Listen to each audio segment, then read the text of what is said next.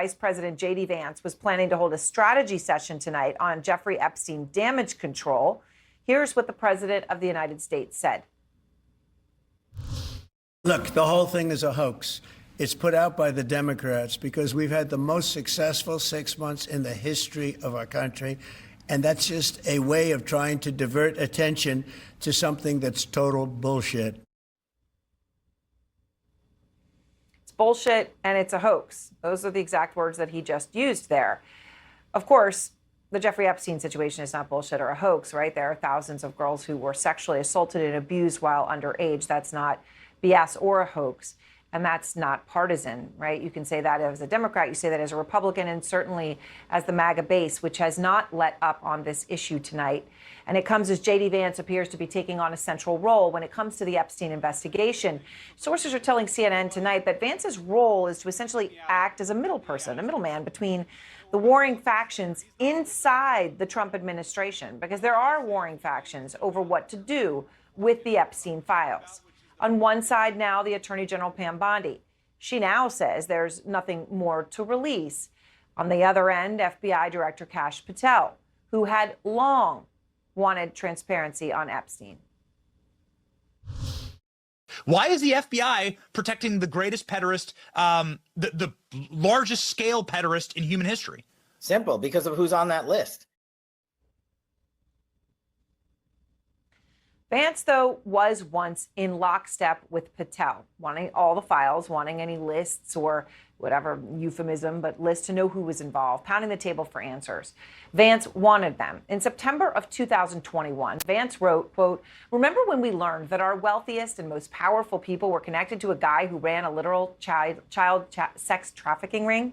And then that guy died mysteriously in jail?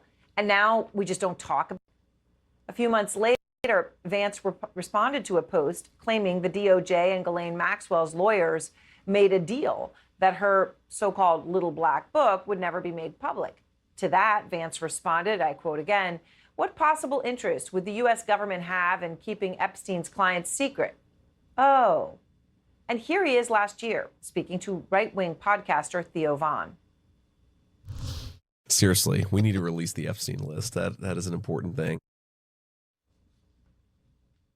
Well, it would be important. Now, though, Vance has very little to say publicly about Epstein. Occasionally has tossed some red meat at the MAGA base by blaming the media for Epstein reporting, specifically the Wall Street Journal when they had that birthday book.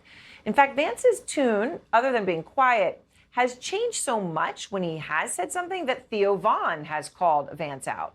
Theo Von actually reposted a clip of that interview with Vance and added, quote, "Yeah, what changed?" And that is a question that many are asking, including Epstein's victims and their families, who obviously know that the Epstein allegations and underage child sex abuse is not hoax or bullshit. In fact, they are increasingly calling out Trump and the administration as they want transparency. Virginia Giuffre's family saying in a statement after Maxwell was suddenly moved to that cushy, lower security prison in a residential neighborhood right after she met with Trump's deputy attorney general, quote, "This move smacks of a cover-up. The victims deserve better."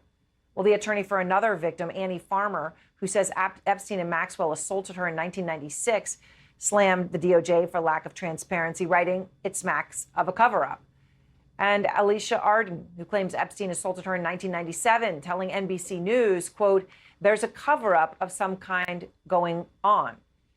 And of course, people talking about a cover-up because why not put out all the information when for years your team was out there saying this information should be there for everyone to see.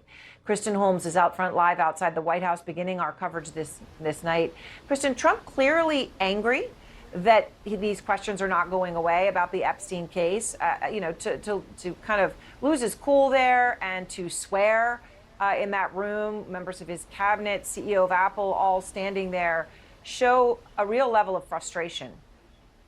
Yeah, Aaron, that's right. And it's not surprising because what we're hearing is that what we're seeing from Trump publicly is also what's going on behind the scenes, that he doesn't understand why this won't just go away. One of the things that President Trump is good at is essentially avoiding certain stories, letting things die out and moving on. And this just isn't going away now. Of course, as you've mentioned, some of his strongest supporters are the ones who are perpetuating this story, who continue to bring it up and ask for more transparency. But I will tell you that while President Trump wants to not talk about the Epstein files, he gets frustrated with these questions.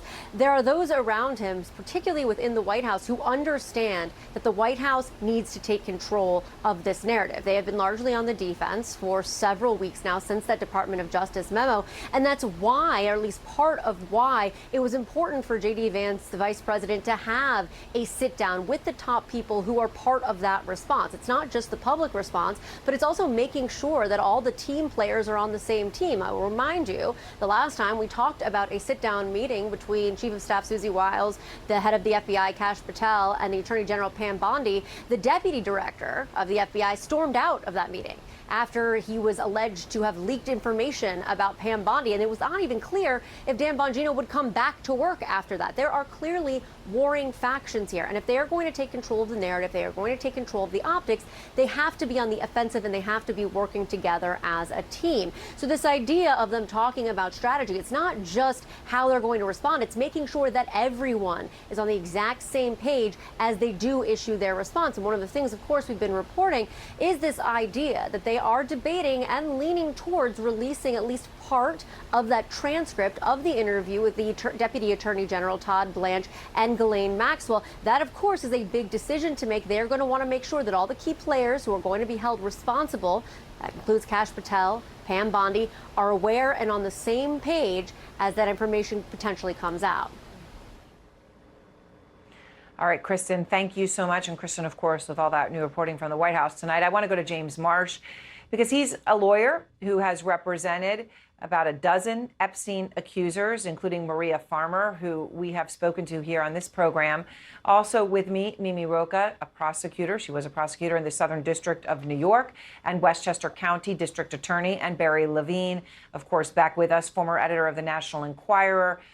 Extensive reporting on Maxwell and Epstein, author of The Spider Inside the Criminal Web of Jeffrey Epstein and Ghislaine Maxwell. So, Barry, you know, Trump, as you can see, they're very agitated, right? He's in a room. He's got some of his economic team around him. CEO of Apple is standing in there, and he is asked about Epstein and loses his cool, calls it a hoax, calls it BS. And the thing about it is, Barry, is that he could just do the most basic thing that would make all of this immediately go away, which would be to release all the files and let people actually read what is in them.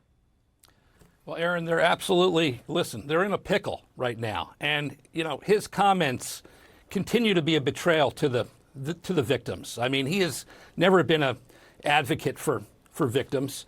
He himself has had numerous allegations of sexual misconduct lodged against him. He's denied each and every one over multiple years. But we're in a situation here where they have to do something. They also have the lawmakers on both sides who have requested the Epstein files to review before they begin questioning these individuals that they put out under subpoena, former President Clinton and so many others. So they have to make a decision in terms of are they going to allow Pam